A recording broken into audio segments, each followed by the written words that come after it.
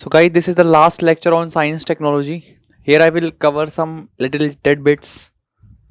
Okay. Again, I am saying कि in this course we focused on uh, to the point concepts and concepts. Factual things will be covered in 1 year current affairs session. So follow that sessions also. Now I am going to teach some topics. I will teach you nuclear energy.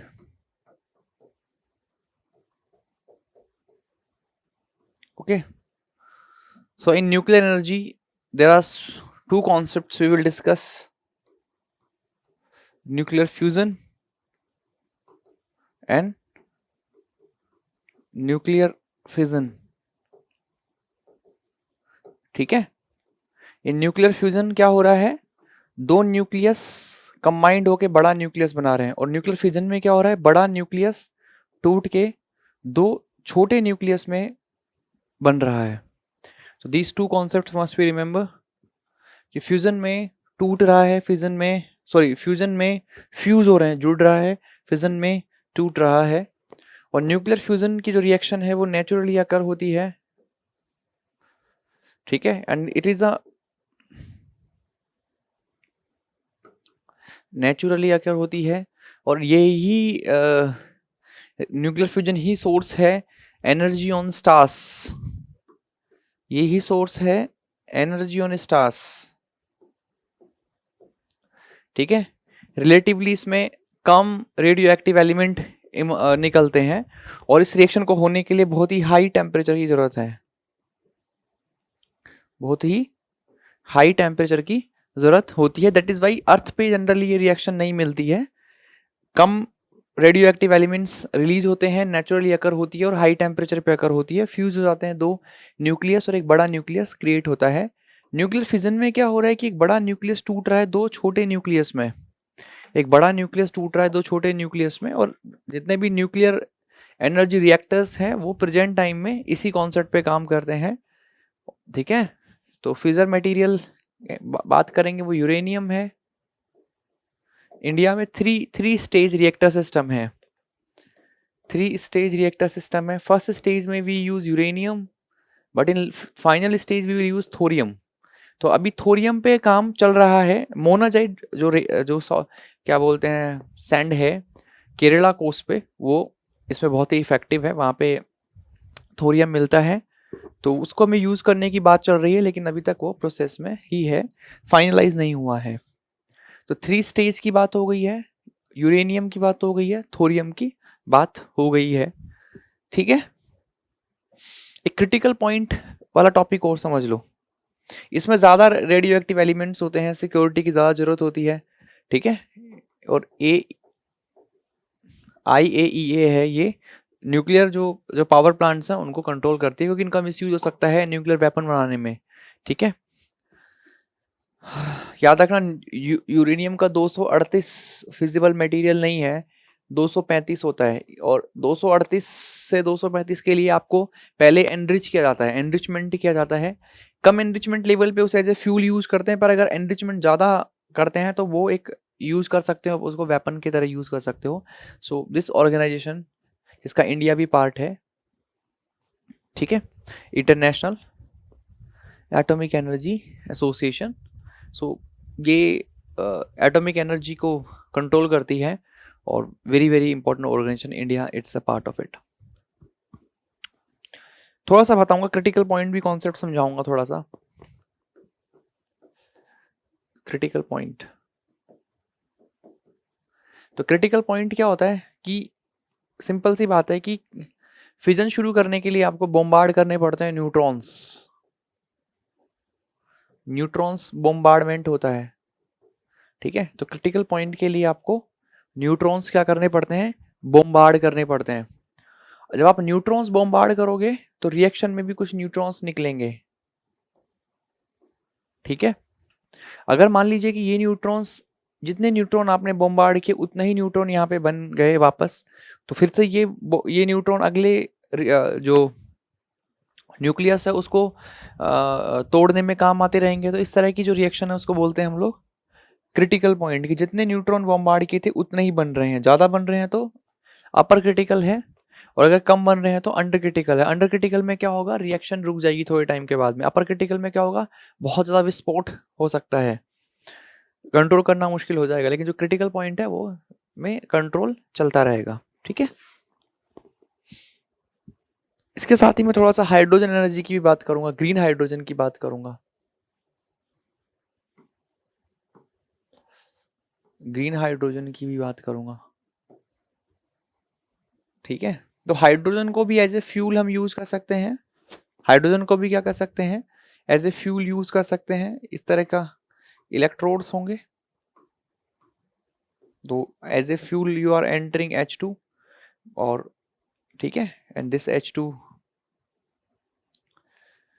ठीक है, और यहाँ पे H2 जब आप fuel देंगे तो you will get some energy, and water plus air, यही आपको क्या बनेगा, एज ए बाई प्रोडक्ट। मत PhD करो किसी भी चीज में, सिंपल याद रखो कि hydrogen will be use as a fuel, water will be byproduct. तो एनवायरमेंटल फ्रेंडली है ये, एनवायरमेंटल फ्रेंडली है, और हाइड्रोजन अबेंडेड अवेलेबल भी है, तो ये एक अच्छा सोर्स हो सकता है रिन्यूएबल एनर्जी का। और this is can be a good source in renewable energy. ठीक है, good source in renewable energy. So अगर हम इस पे थोड़ा सा और सोचने की बात करें और इसके बारे में डीप में जाएं, तो याद रखिए रिन्यूएबल अबेंडेड है, पोल्यूशन नहीं करती है, एनवायरमेंटल फ्रेंडली है, और इसमें जो हाइड्रोजन यूज बनाई जाती है वो बनाई जाती है इलेक्ट्रोलाइसिस से, इलेक्ट्रोलाइसिस रिएक्शन के थ्रू बनाई जाती है। ठीक है, ड्रॉबैक इसका सबसे ज्यादा एक ही ड्रॉबैक है, एक्चुअली दो ड्रॉबैक है। पहला जो ड्रॉबैक है वो ये है, एक्सपेंसिव है। पहला ड्रॉबैक क्या है, एक्सपेंसिव है।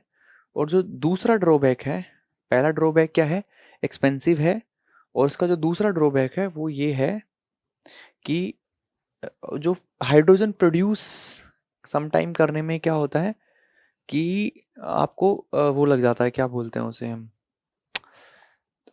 हाइड्रोजन प्रोड्यूस करने में समटाइम फॉसिल फ्यूल्स को यूज किया जाता है, जिसको हम लोग ग्रे हाइड्रोजन भी बोलते हैं।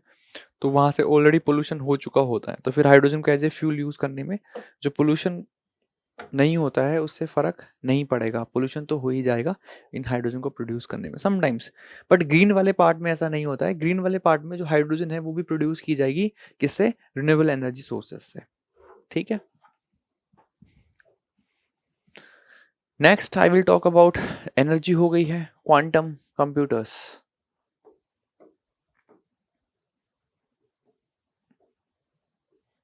क्वांटम कंप्यूटर्स की बात कर लेते हैं। तो सबसे पहले जो क्लासिकल कंप्यूटर्स थे, क्लासिकल कंप्यूटर्स थे वो कॉन्सेप्ट ऑफ बिट पे काम करते थे, 0 and 1, और ये दिस सिस्टम पूरा बाइनरी था, इट्स ए बाइनरी सिस्टम। तो बाइनरी सिस्टम में ये 0 और 1 के बेसिस पे क्या करता है, काम करता है। At the same time quantum में क्या होगा, this bit system will be replace by qubit. ठीक है, तो मतलब 1 भी होगा, 0 भी होगा, और any linear combination of 1 and 0, any linear combination of the 1 and 0। तो इट्स लाइक ए दिस, यहाँ 1 यहाँ 0, but all possible combination permutation इसमें अलाउ होते हैं, because quantum physics follow the principle of superposition, principle of superposition. ठीक है, principle of superposition. Benefit क्या है क्वांटम के, डेटा सिक्योर रहता है, स्पीड बढ़ जाती है, कंप्यूटिंग की स्पीड बढ़ेगी, उसके बाद में स्टोरेज बहुत हाई है। ठीक है, और बहुत सारे इश्यूज जो क्लासिकली अभी सॉल्व नहीं हो सकते उनको क्वांटम सॉल्व करेगा। That is why we use the word quantum supremacy, we use the word quantum supremacy, we use the word quantum supremacy. आगे बात करते हैं। तो क्वांटम वाला कॉन्सेप्ट भी हो गया. We have done with energy part, we have done with quantum part. The last we'll talk about biotech, biotechnology. In biotechnology we are going to discuss two important aspects also. One, I will discuss the RNA interface,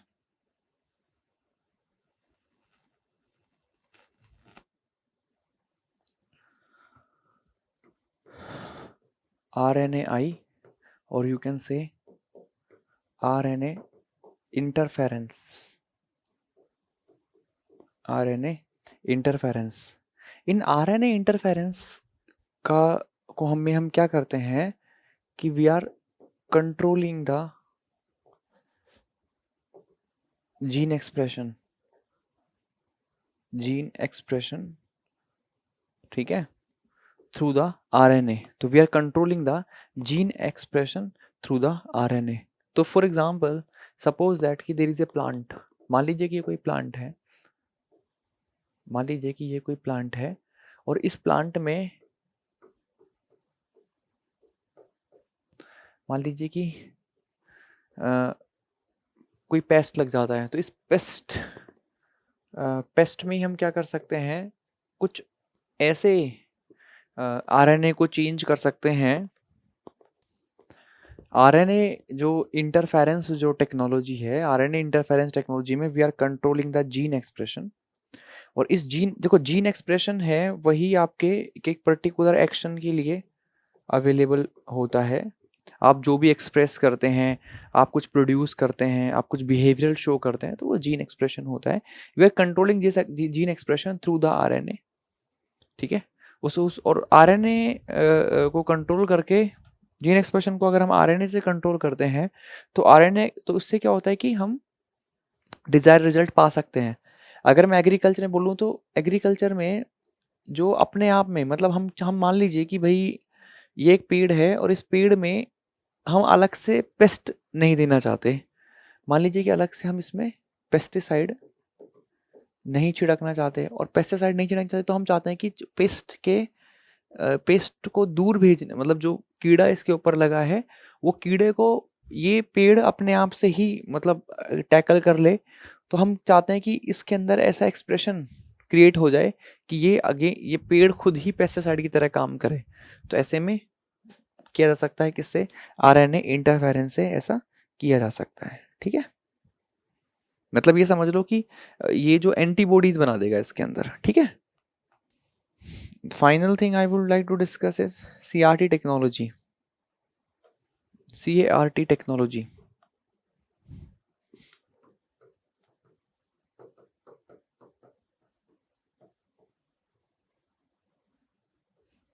CART technology. ठीक है, देखो ये हमारी white, इसमें क्या हो रहा है कि जो वाइट ब्लड सेल्स हैं,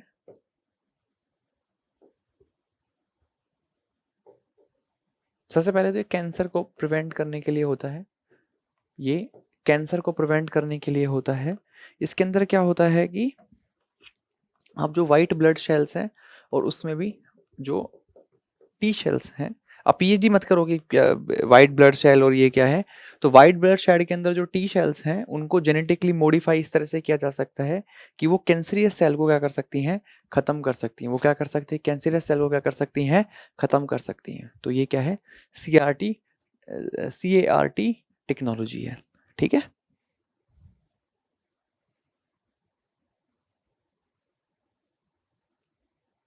तो हम लोग जो हमारी वाइट ब्लड सेल हैं उसमें जो टी सेल्स हैं उनको आप जेनेटिकली मॉडिफाई करते हैं, और जेनेटिकली मॉडिफाई करके कुछ they eat the cancerous cell and people are prevented from the cancerous cell. That's it. ठीक है, तो ये आपको थोड़ा याद रखना पड़ेगा.